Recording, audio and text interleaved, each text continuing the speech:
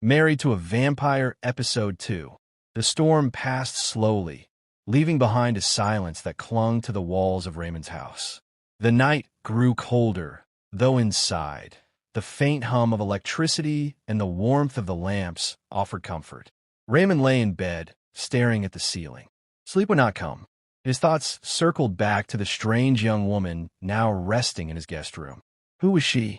Why had fate placed her at his gate, drenched, alone, and trembling? By the time dawn broke, his mind had found no answers. The following morning, Raymond walked to the guest room, tapping lightly on the door. "Are you awake?" There was a pause, and then a soft reply. "Yes." When the door opened, she stood there wrapped in the blanket he had given her. Clean and dressed in his spare clothes, she looked different, yet her pallor remained, her skin still almost too pale for comfort. Her eyes, however, caught him most. They were a shade too sharp, too deep, as though they had seen more years than her face suggested. "Did you sleep well?" Raymond asked. She hesitated before nodding. "Better than I have in a long time." "Thank you." Raymond cleared his throat and gestured toward the dining table. "Come, I'll make breakfast." But as he set food before her, he noticed something peculiar. She picked at the meal delicately, hardly touching it. She raised a cup of tea to her lips, but barely sipped. "You don't like it?" he asked. Her lips parted, but she quickly lowered her gaze. "It's fine.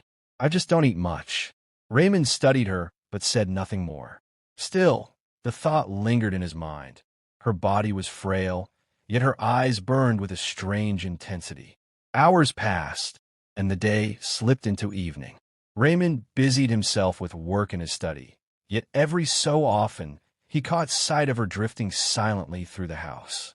She moved gracefully, almost too quietly, as though her feet barely touched the ground. At one point, he glanced toward the living room mirror. She stood near it, gazing into the glass.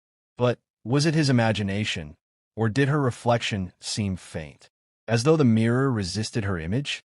When she noticed him watching, she turned quickly, forcing a gentle smile.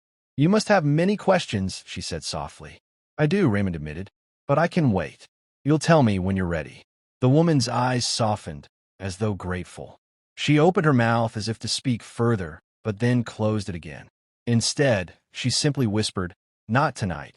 That night, long after Raymond had gone to bed, he stirred from a restless sleep. Something had awakened him. Footsteps, faint, measured, almost floating across the hallway. His breath caught as he listened. Slowly, he rose, moving toward the door of his bedroom. The house was quiet, but the sound persisted, like someone pacing in the darkness. He stepped out, heart thudding, the corridor dimly lit by the moonlight seeping through the curtains. At the far end of the hallway, the woman stood. Her figure was slender, her face turned toward the window, her hair cascading over her shoulders. The pale moonlight clung to her skin, making her seem almost otherworldly. Raymond opened his mouth to speak, but the words froze on his tongue. She was humming, a low, haunting melody that echoed faintly in the stillness of the house. And in that moment, as her voice carried through the hall, Raymond felt a shiver run down his spine, not from the cold, but from the strange, unexplainable pull of her presence. He was falling under a spell, and he didn't even know it.